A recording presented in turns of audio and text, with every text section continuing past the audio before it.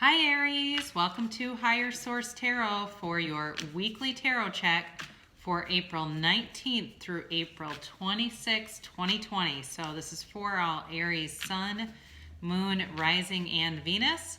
And I just want to thank all of you who have subscribed, been watching, commenting, liking, and sharing my videos. I so appreciate your support.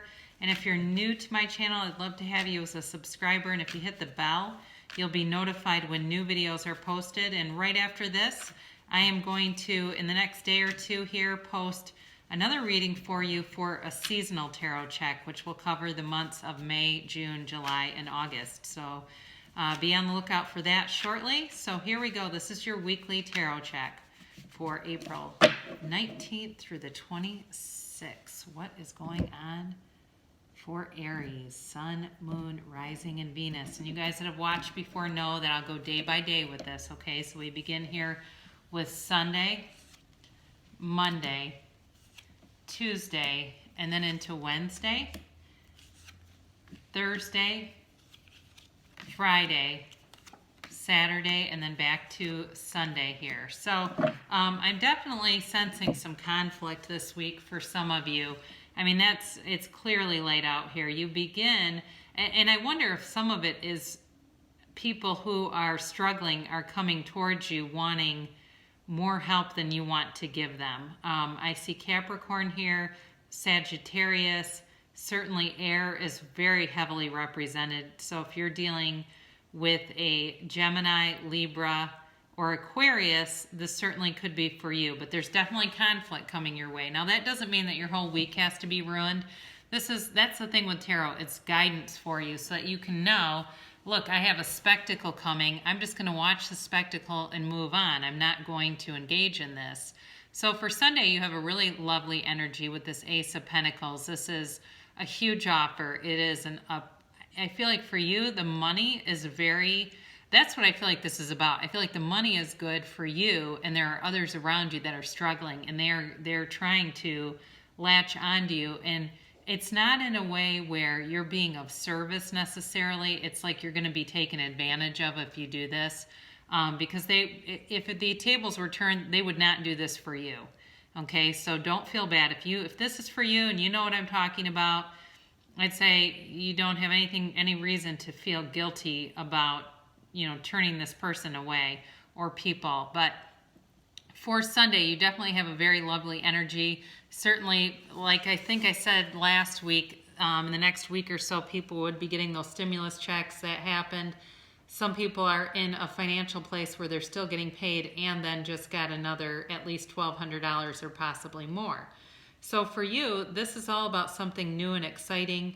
You may be looking ahead and again, feeling abundant financially and looking ahead at now, where is this taking me kind of a thing. But I do feel like on Monday, there is a bit of a shift here. It's a 5. The 5 of Wands is definitely about conflict, but it can also be just a time of confusion. It's like, kind of like in this picture, it's really like a mock fight, kind of like a sham. But I do feel like the situation is going to be chaotic, and it might give you some pause. I feel like that's what it is. You kind of look at it and go, you know what? Let me think about this for a minute. And it certainly could be somebody from your past where they are trying to kind of pull a power play. But I don't feel like you're going to be deceived by that. Now you have on Tuesday here, you have the Devil. So this is Capricorn energy, but it's also definitely a card of codependence. And that's where I'm saying, let's be codependent no more. If you need to, go look up the book by Melody Beattie, Codependent No More, and look out for those patterns. It's very much the archetype of the wounded princess. If you've ever heard of that one, it's like becoming this lifeguard who jumps in and rescues people, and then you're standing outside of the pool and you're still wearing your swimsuit, feeling kind of uncomfortable because the other person's fully dressed in their nice clothes, and it's like, oh God, this is kind of weird. And you get into this relationship and they're going, well, how do I get rid of this lifeguard? I don't need him anymore. And you're saying, well, wait a minute, look at all the things I've done for you. look at all the things that I have done for you. I saved your life. How can you not want this anymore? And that's that archetype. And until you recognize that pattern and identify what in you seeks that, you'll continue to attract situations. You'll attract the limping knight who comes in, right? They're not the knight in shining armor. They're this limping knight that needs to be rescued. So be done with broken little toys, you guys. That's your suggestion there. So Wednesday, again, you've got somebody who will lie when it would be easier to tell the truth. All right? Do not be fooled by this person. And it's a 7, so I do feel like it's a short-term energy. Like they're going to come in, pressure you, want things from you, and just kind of be dishonest. I definitely feel like this week you've got somebody shady coming up who's been taking some notes. They're aware of something, something in, like I said, whether it's finances or they've had a change themselves and they're scrambling and trying to figure out who will rescue them. So you've got Thursday here, this 10 of Swords. And again, that might be a bit of a emotional hangover. Sometimes when we haven't set boundaries with people and then we have to do that and we recognize the need to do that, it can make us feel really exhausted and kind of screwed up.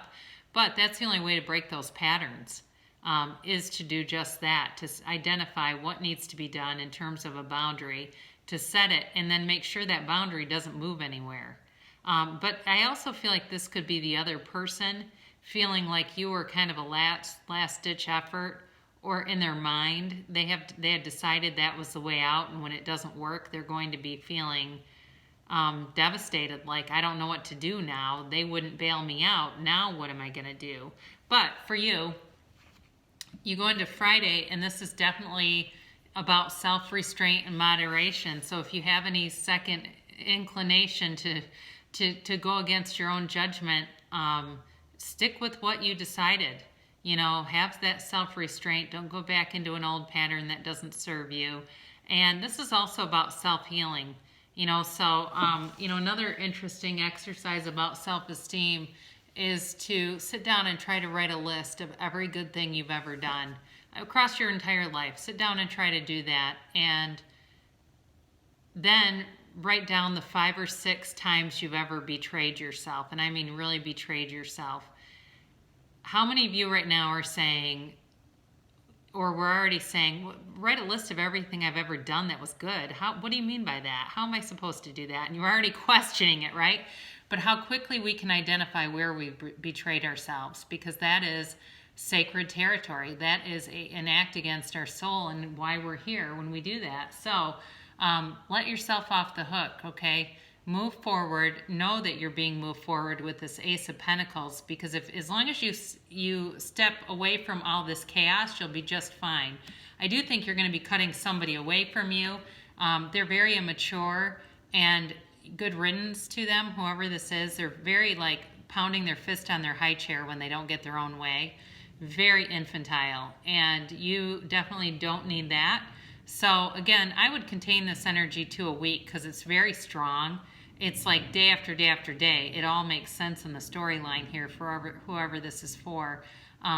So I definitely think, again, this was Saturday, by Sunday here, you will be kind of full steam ahead and just cutting away what doesn't serve you. So with this Knight of Swords, there can be a bit of an arrogant energy. It's possible, too, that this person's going to talk behind your back. And if they do, let them. There's not much that we can do, and as long as it doesn't substantially injure you in terms of work or something where it becomes slanderous, in this case, I would just let whirling dervishes whirl and let them whirl right out of the picture, because I think the next reading that we have for you is going to bring in a whole new energy. You just want to be rid of this. Some readers wouldn't have read this. It's not alive. They would have kept pulling cards to change the reading. I will not do that with you, because I have a very clear picture about what this is about. It's for somebody. This is somebody's reading. And if I start screwing with it and putting my will into it, it changes the whole dynamic, because it's not the most beautiful reading I could give you, but that's not real life. So not much love in here. I don't necessarily feel like this energy was necessarily like a love interest. It could be a relative or somebody that comes forward and just kind of, gets into the week there. And as long as you don't let it build momentum, you'll be fine. Life is always in motion, so I cannot be stuck. This is Abraham Hicks, Ask and It Is Given. It is not possible to stand still or be stuck because energy and therefore life is always in motion. Things are always changing. The reason it may feel to you as if you are stuck is because while you are continuing to think the same thoughts, things are changing, but they are changing to the same thing over and over. So again, focus on the things, this Ace of Pentacles, and the things that are being brought to you, because you don't have to be anybody's free ride. So this is a Whisper of Love card for those of you that are interested in love, because this didn't have a whole lot to do with it. Love endures. Love does not give up or lose faith. Love is hopeful and withstands every situation. So in this card, it depicts this couple, and they're looking rather scared on this boat, on this interesting ride. Very rough waters around them, a violinist playing. It's just kind of an interesting card with the castle in the back, and but their faces, you might not be able to quite see those, but they're truly terrified. And really, this card is all about, kind of understanding that we have differences, and that in a relationship, the other person is going to have their own perspective, right? And so when we find ways to blame other people, all we end up doing in relationship habits is inserting new people to blame, until we recognize that the relationship is always with me and me, with my soul, and with blending the personality or the ego to really be one with the soul, to die into the spirit. That's when we can do that, that's when we ascend. So, at times it can feel easier to just allow someone to have their own way in a relationship and really take advantage of us, because then we avoid conflict. So, looking at this, we really want to make love the driving force. Return to that energy to support you in whatever's going on, to make love that highest vibration that we can ascend to. So I love you so much, Aries, and I will be back for your seasonal tarot check in a couple of days.